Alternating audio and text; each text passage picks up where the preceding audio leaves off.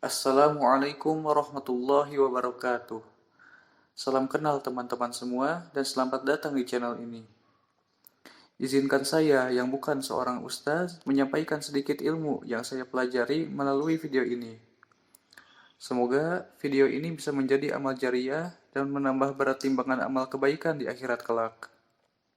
Di video kali ini, saya akan membahas mengenai mengapa seorang muslim harus berdoa. Sebagai seorang muslim, kita tidak terlepas dari yang namanya doa. Di dalam Islam, kita dianjurkan untuk berdoa di setiap aktivitas kita. Ketika hendak masuk kamar mandi, kita berdoa. Dan ketika hendak bepergian juga, kita berdoa. Dan tentunya itu semua telah diajarkan oleh Rasulullah SAW. Lantas, mengapa kita harus berdoa di segala aktivitas yang kita jalani? Mengenai hal ini, di dalam hadis dari Nu'man bin Bashir radhiyallahu anhuma, Rasulullah Shallallahu alaihi wasallam bersabda, "Doa adalah ibadah." Hadis riwayat Abu Daud dan Tirmizi. Maka dengan hadis ini jelas bahwa tujuan atau hikmah dianjurkannya berdoa di segala aktivitas kita yaitu untuk beribadah kepada Allah Subhanahu wa taala. Dan ini sejalan dengan tujuan Allah taala menciptakan manusia sebagaimana yang terdapat dalam surat Az-Zariyat ayat 56. A'udzubillahi minasyaitonirrajim. Wa ma khalaqtul jinna wal insa illa liya'budun. Yang artinya, dan aku tidak menciptakan jin dan manusia melainkan supaya mereka beribadah kepadaku. Dan ketika salat pun kita selalu membaca Inna salati wa nusuki wa mahyaya wa mamati lillahi rabbil alamin. Yang artinya, sesungguhnya sembayangku, ibadahku, hidupku dan matiku hanyalah untuk Allah, Tuhan semesta alam. Maka dianjurkannya berdoa dalam segala aktivitas kita, tujuannya agar segala pekerjaan yang sedang kita jalani bernilai sebagai ibadah.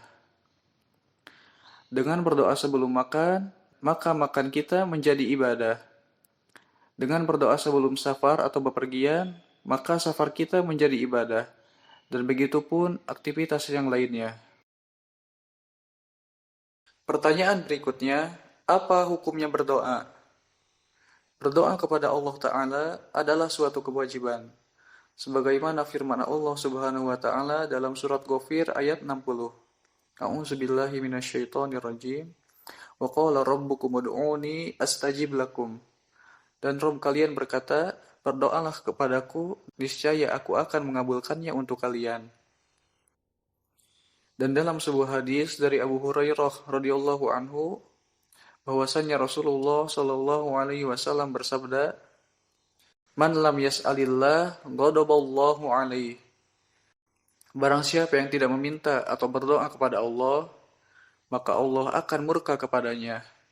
Hadis riwayat Tirmizi. Para ulama berpendapat mengenai hadis ini. Imam Hafiz Ibnu Hajar menuturkan bahwa Imam At-Thayyibi berkata, makna hadis di atas yaitu barang siapa yang tidak meminta kepada Allah, maka Allah akan murka. Begitu pula sebaliknya. Dia sangat senang apabila diminta oleh hambanya. Dan Imam Al-Mubarakfuri berkata bahwa orang yang meninggalkan doa berarti ia sombong dan tidak membutuhkan Allah Ta'ala. Kemudian Imam At-Thayyibi berkata bahwa Allah sangat senang tatkala dimintai karunia-Nya. Maka barang siapa yang tidak memohon kepada Allah, maka dia berhak mendapat murkanya. Dari hadis di atas menunjukkan bahwa permohonan hamba kepada Allah merupakan kewajiban yang paling agung dan paling utama. Karena menghindar dari murka Allah adalah suatu yang menjadi keharusan. Maka kesimpulannya, pertama, doa merupakan ibadah yang apabila kita melaksanakannya, kita akan mendapatkan pahala dari Allah Ta'ala. Kedua, karena doa merupakan ibadah, maka kita harus ikhlas dalam melaksanakannya dan juga sesuai dengan yang diajarkan oleh Rasulullah Shallallahu Alaihi Wasallam. Ketiga, Allah senang ketika kita berdoa atau meminta kepadanya, dan sebaliknya, Allah akan murka kepada orang yang enggan berdoa kepadanya. Keempat, sudah sepatutnya seorang yang berdoa menampakkan bahwa ia butuh pada Allah dan menganggap dirinya lemah tanpa pertolongan Allah. Ia berdoa dengan yakin bahwa doa itu akan terkabul, entah akan dikabulkan sesuai yang diminta atau ditunda sebagai tabungan di akhirat, atau akan dipalingkan dari suatu kejelekan. Wallahu a'lam bishawab.